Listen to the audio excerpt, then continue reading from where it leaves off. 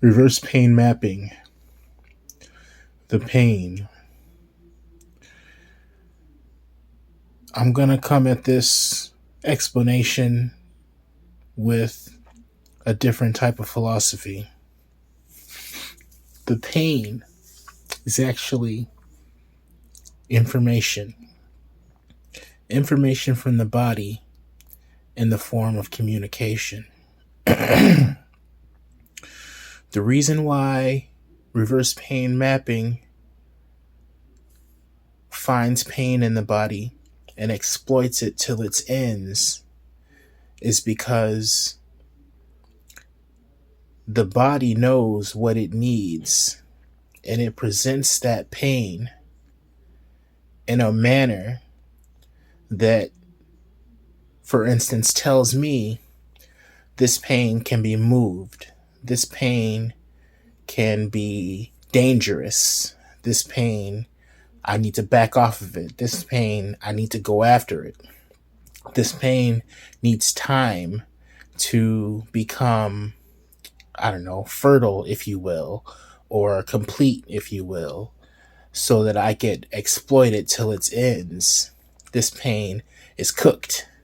This pain is moved. This pain is gone. This pain is the body communicating with the self. The self is my ability to sense or feel into the body. But it's not just a tactile ability to feel, it's the ability to discern information from my sense of feeling without tactile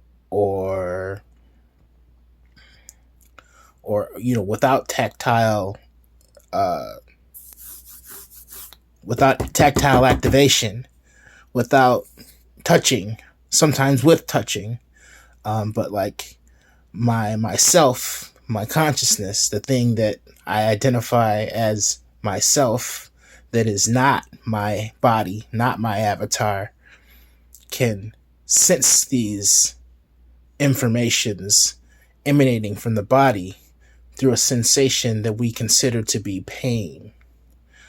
But my philosophy of what pain is goes outside of the realm of what can be felt, what can be experienced. I think that all the feelings are pain, and some pain is good, some pain is bad, some pain is favorable, some pain is sought after, some pain is meant to be avoided at all cost. And it's all information from the body. So in reverse pain mapping, after years of using this process and gaining the ability to feel beyond feeling, I've now been able to chase away all sorts of bodily atrophy and bodily disorganization, and I've been able to rein in my existence, my avatar's condition, through reverse pain mapping, which is simply sensing pain as information and discerning the type of pain that it is, the type of information that that pain gives me, which is all sorts of information, and exploiting it to its ends, maybe just moving it.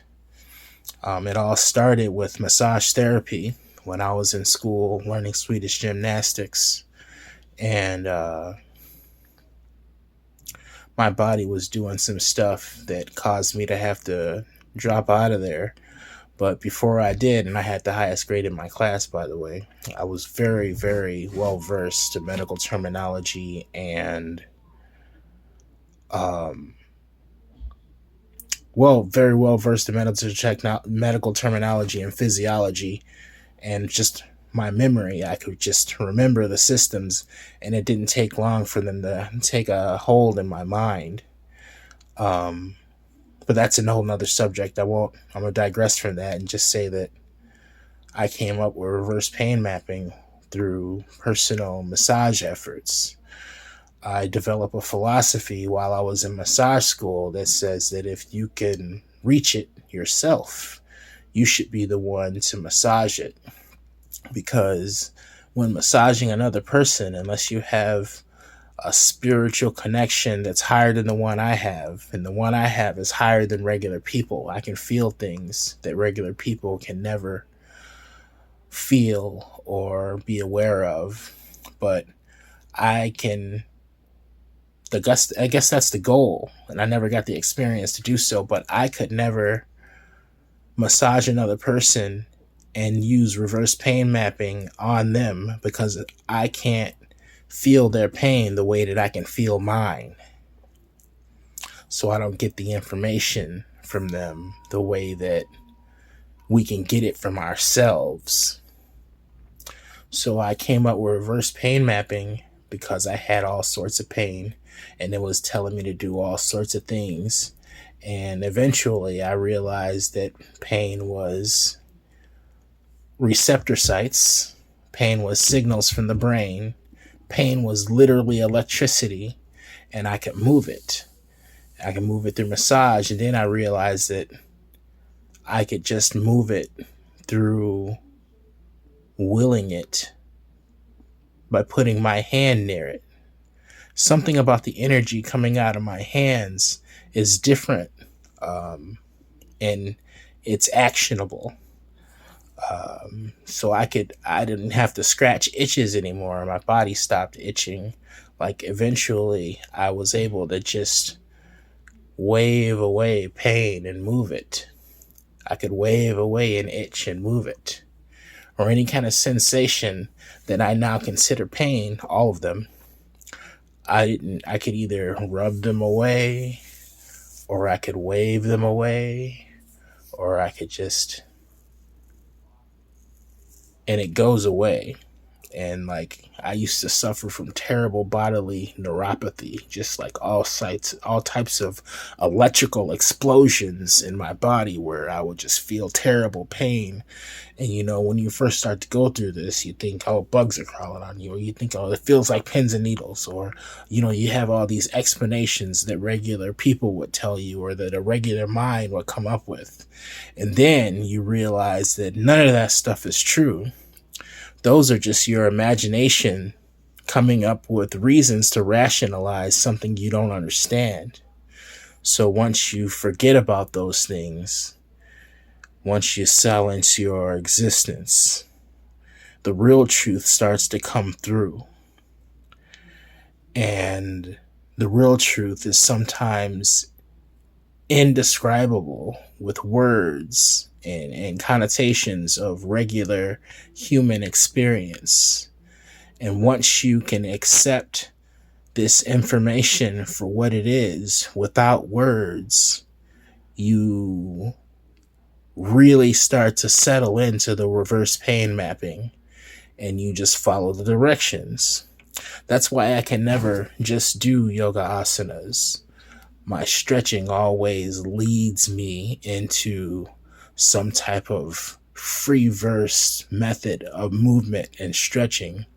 And I can never just do a yoga routine where you move from one to the other because I feel like I haven't spent enough time letting that energy run through the parts of my body that are being stretched and malleated and massaged. So reverse pain mapping is literally spiritual information from the body to the self.